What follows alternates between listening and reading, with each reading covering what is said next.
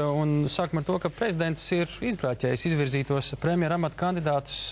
Vienotības frakcijas vadītājs Dzintars Zaķis arī tomēr pieļauj, ka topošās koalīcijas partneri varētu vienoties vēl par vairākumu atbalstu kādam no jau minētajiem šiem kandidātiem. Jūsu redzējums ir jāmeklē jauns kandidāts, jeb tomēr jāmēģina prezidents pierunāt kādu no esošajiem? Es domāju, ka prezidents ir pietiekoši precīzi savu rīcību formulējis. Viņš ir parādījis sarkano kartīti šiem 3 kandidatūrām, un Vienotībai jāmeklē jauns kandidāts. Tur nav variantu. Un jūs tad arī nepiekristu Vienotībai? Nē, noteikti. Jā. Kāpēc mums iet uz konfrontācijā prezidenta? Jūsuprāt, vai šis prezidents solis ir kāds signāls Vienotībai?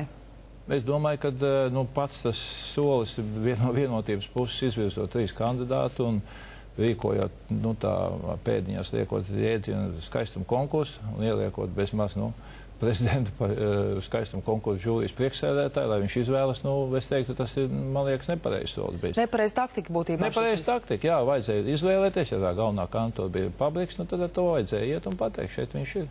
Un kāda tagad būtu pareizā taktika? Tagad pareizā taktika atrast vienu kandidātu un iet ar to uz pie prezidenta un teikt, šis ir mūsu kandidāts. Vai jums šobrīd ir skaidri priekšstati par to, ko valsts prezidents vēlas panākt ar jaunās valdības veidošanu? Es domāju, ka viņš vēlas panākt stabilu valdību, kas godprātīgi nostādāt līdz nākošajām Saeimas vēlēšanām, cilvēki, kas būtu ar zināšanām, tai pašā laikā pieredze, profesionāļi un spētu tikt galā visām tām problēmām, kas valdībā patreiz un valstī ir sakrājušies. Vai šobrīd varētu tomēr sākties diskusija par citas partijas virzītu kandidātu, jeb tāpat Vienotība jādod otru iespēju vēl kāds kandidāts? Es jums nevaru pateikt. Mēs uzskatām, ka tā jābūt vienotībai. Zaļo zemnieku savienībā absolūti nepretendē uz šo posteni. Mēs uzskatām, ka visvairāk deputātu skaits ir Vienotībai un viņiem ar to jādara. Vēl jau vairāk, ja iet patreiz ļoti intensīvas sarunas par Vienotības un Reformu partijas tuvināšanos, bez maz, saplūšanas, tad tas deputātu korpus ir pietiekami liels, ko politiski šis spēks pārvalda.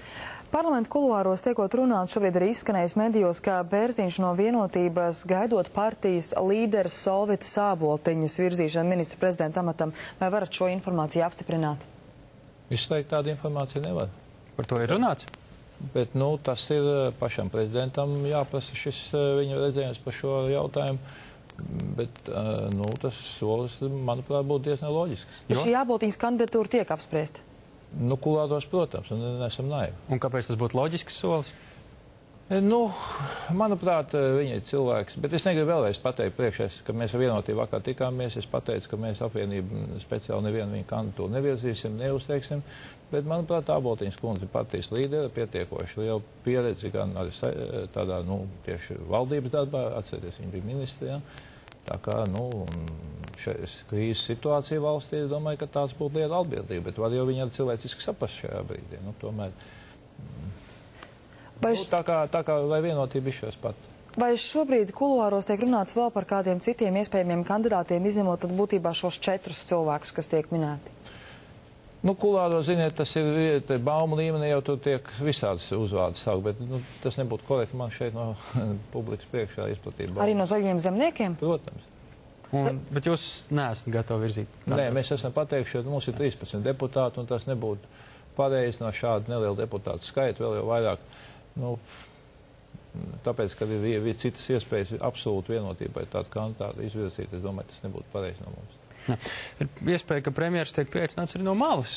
Tas nav izslēgts droši vien. Es domāju, ka cilvēki ir profesionāli, bet tā problēma ir tā, ka tas ļoti īsts laiks, un tas zināmā mērā politiskām partijām, kas viņu uzaicina, un kas arī zināmā mērā pretendē tā kā uz iekļūšanu nākošajā Saeimā, acīm redzot, nāksies dot kādas garantijas šim cilvēkam, ka tas nebūs kaut kādu dažu mēnešu premjeras, un pēc tam viņš faktiski pazaudēs savu iepriekšējo darbu.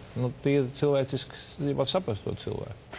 Par kandidātiem no malas, piemēram, Ingūna Sudrabe izteikusies, ja prezidents viņu aicinātu uz sarunu, viņi dotos. Viņas kandidatūru jūsu vērtējumā? Sarežģīts jautājums, jo viņa patreiz ļoti aktīvi tiek minēts kā kandidāts, kas veido kādu savu politisko spēku. Ja? Līdz ar to reāli cilvēks, man pret viņu absolūti nav nekāda iebilduma un korekts un zināms un zinošs cilvēks, bet jūs saprotiet, viņa ir ārpus tā kā parlamenta pārstāvoši kādu topošu politisku spēku pārstāve. Ja? Nu, vai tas ir pareizākais solis šajā situācijā? Es domāju, ka tomēr vajadzētu saspringt esošām koalīcijas partneriem un tikt skaidrībā par premjeru no viņa vidas. Tas īsti nebūtu kandidāts no malas? Nu, viņš nebūtu no malas, viņš zināmā mērā iegūtu, nu, kā saka, savu kapacitātu uz vēlēšanām, labu vai sliktu viņš iegūtu publicitāti. Nu, to nevar prognozēt, var dažādi dzīve būt, taisno otrādi, pretējs efekts varētu būt, bet, nu, tas, manuprāt, nebūtu pareizais solis. Premjeras ir izteicies, ka atbalsta profesionālu un pieredzējušu ministru veidot kabinetu, kas vienlaikus saņemtu pārliecinošu Saeimas vairākumu atbalstu un varētu nekavējoties sākt risināt valstī aktuālos jautājumus. Mēs arī sarunā minējām to, ka līdz vēlēšanām būtībā ir atlicis diezgan maz laika, un tas arī daudz ko var izšķirt. Jūsuprāt, vai šobrīd Latvijas politiskajā vidē vispār kas tāds ir iespējams? Protams, ir iespējams. Es domāju, ka, ja Zaļo zemnieku savienība izšķirsies par šo iešanu šai valdībā un mēs esam ceļā uz to, mēs arī deleģēsim cilvēkus uz tām sfērām, kuras beigās varbūt mums būs uzdots un pildīt. Un tie būs cilvēki pazīstami, tie būs profesionāli, tie nebūs ar tādu domu, nu, kad, nu, lai viņi tos pēdējos mēnešus līdz nākošām Saeimas atsēdēt. Jo vienkārši ir nepieciešams, nu, saprotiet, pats sabiedrība gaida šos visus izcinājumus par šo lielo Zoltūras traģēdiju. Jautājumi, kas skar Liepājas meteoroloģiju, dialogs sociālais ar partneriem, arotbiedrībām. Tad ir vesela virkni jautājumu nākošais gads eiro ieviešana, sabiedrības skaidrošanas darbs. Plus jautājums, kas skar celtniecības visas lietas, būvniecības likums un tā tālāk. Topošie vai kāpošie, es nezinu, kādu no pareizāk nosaukt elektroenerģijas tarifu potenciālais. Nu, tad vesela virknes svarīgi jautājumi. Reforma partija un tās sarkanās līnijas, par ko mēs jau iepriekš pieminējām attiecībā uz Zaļo un Zemnieku savienību, jūs esat par to runājuši ar Reforma partijas pārstāvjiem, tiksties?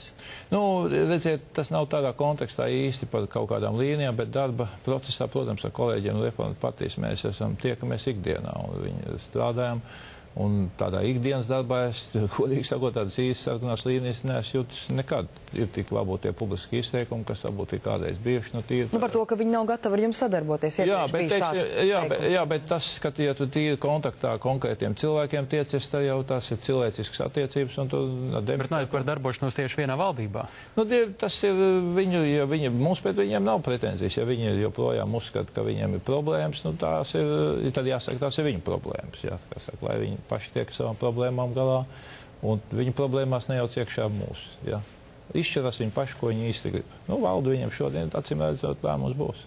Iepriekš sarunās par valdību veidošanu, kurās bija arī ZZS, nozīmīgu lomu spēlējis arī par Ventspils mērs Aivars Lembergs. Šajās sarunās viņš arī piedalīsies? Viņš sarunās kā tādās nepiedalās, bet Ventspils pārstāvis noteikti piedalās, jo ir viņi mūsu sadarbības partneri. Un tā ir Guntis Blumbergs regulāri šeit sarunās ir klāt, un tā kā Ventspils šīs reģionālās partijas viedoklis mums ir...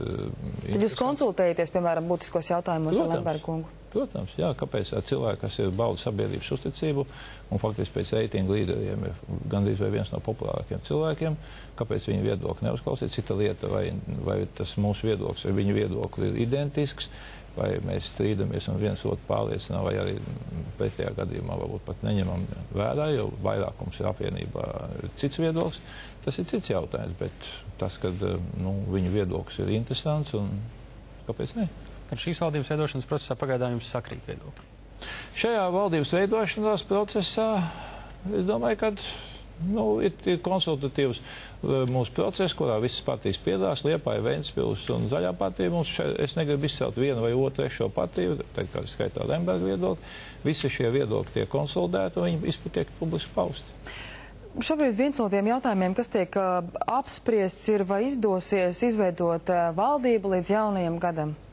Jūsuprāt, tas ir reāli? Ja tā virzīsies, tad, protams, ka neizdosies. Ja tā ies kā patreizies, tad, manuprāt, tas ir diezgan nereāli izveidot, jo es esmu dzirdējis, ka, ja tagad mēģinās dabūt cauri to variantu, ka, teiksim, vienotība pa katru makti sauto no vieniem izbāķeriem kandidātiem dzīt cauri, tas vēl paildzinās šo procesu, jo es esmu pārliecināts, prezidents vienkārši nepiekritīs. Jūs sarunā minējāt ļoti daudz būtiskus jautājumus, ko ir svarīgi risināt līdz nākamajām Saeimas vēlēšanām. Jūsuprāt, kurš tad ir tas pēdējais brīdis, kad noteikti būtu jābūt skaidrībai par to, kāda būs valdība? Ejot uz šīm pirmām kārtām nebūtu prāta darbs aiziet uz gadošo pārtraukumu, ko it kā ir Saeimas pārtraukums Ziemassvētkos, bez skaidrības šajā lietā. Tas, manuprāt, līdz jaunam gadam skaidrībai vajadzētu būt, vai tīri tehniski to valdību stiprina, teiksim, var atnākt Ziemassvētku brīvdienās cilvēku uz sēdu un apstiprināt, bet, es domāju, ka šobrīd mums ir kaut ko decembra sākums, tomēr vajadzētu saprast un tikt skaidrībā. Ja jūs pieminējat arī darbus, kas nākamgad ir darāmi un kas var ietekmēt to, kā strādāt valdībai, uzturēšanās atļaujas, termiņu uzturēšanās atļaujas un to piešķiršanu pret investīcijām, esat iepriekš sacījis, ka aizliegt to nevajag. Par uzturēšanās atļauju ierobežojumiem būs vēl jālemj. Nākamgad kāda būs ZZS nostāja? Es domāju, ka katrā gadījumā pirmām kārtām ir jābūt mehānismam, kas regulē to, lai valstīs neveidotos kaut kādas konkrētas mums dzīves mentalitātei, par ko cilvēki visvairāk satraukušies, varbūt savādākas, kopienas. Ja? Tas, ja, piemēram, atnāk, teiksim, cilvēki kādi un arī zināšanām izglītot, tas ir viens jautājums. Cilvēki vairāk uztraucās, ka viņi to ikdienas dzīvi, to viņas vidi, kā saka, apkārt, sāk varbūt traucēt, viņiem svešas tautības, svešas mentalitātes un tā. Man nav, es neesmu aizspriedums ne pret vienu tautību, ne pret vienu, kā saka, ticību, bet ir jāsaprot to, ka arī faktiski tā ir mūsu vide, Latvija, un tas ir pamat vieta, kur latvieši var dzīvot. Tur nekur nevar, citur viņi nav tādas vietas pasaulē. Vai šis jautājums nevarētu kļūt par tādu kā klupšanas akmeni, jo iepriekš Nacionālajai apvienībai bija diezgan skaidri uzstādījumi un ultimatīvi? Jūs saprotiet, tas risinājums, kas līdz šim tika piedāvāts, kvotas, tad par tiem 50,000, ko tas reāli, kam ir nauda, tas brauc iekšā un te dzīvo. Ja? Un viņš sapērk, ja viņš grib sapirkt naudu, viņš to naudu sapirks un citi iebrauks. Te ir jāto vēlreiz, es saku, viņš nedrīkst būt kā ultimāts, kas traucē kopējo valdības darbu. Tas nav pareizs solis. Tas, ka tā ir problēma un jārisina, tas ir nešaubīgi. Tas ir, par to ir skaidrs un ir jābūt šiem ierobežojošiem faktoriem. Sliekšņi, jā, teiksim, naudas summas, vides, viss tas ir lietas, kas ir iespējams regulēt.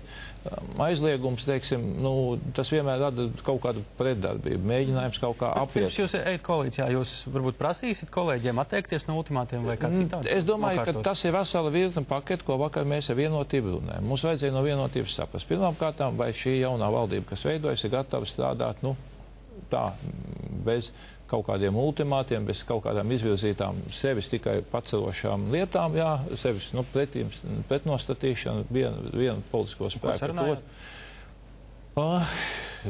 Viņi gatavos, es teicu, vai tas ir viss iespējams atrunāt.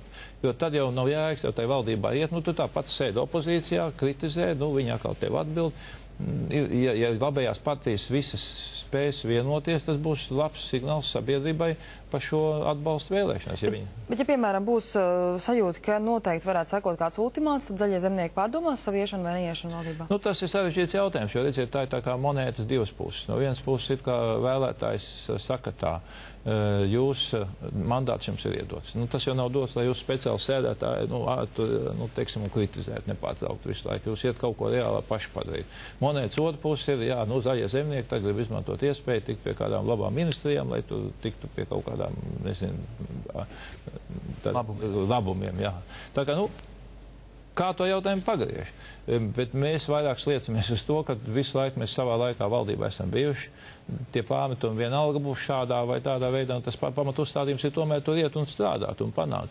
Vai no tiem ultimātiem var izbēgt? Tas ir tas, kas veido šo koalīciju, tas ir viņu uzdevums to izdarīt. Paldies. Paldies, veiksmi jums. Paldies. Mēs runājamies ar Zaļo un Zemnieku Savienības Saeimas frakcijas priekšsēdētāju Augustu Brigmanu. Un mēs turpinām ar citām ziņām un par notikumiem ārvalstīs. Saņemti brīdinājumi, ka šodien un rīt pāri Nīderlandei, Skandināvijas dienvidiem, Vācijai un Polijai virzīsies ļoti spēcīga vētra, bet iedzīvotāji Anglijā pat tiek brīdināti par lielākajiem piekrastes viļņiem pēdējos 30 gados. Gaidāmā vētra dosies aptuveni pa to pašu trajektoriju kā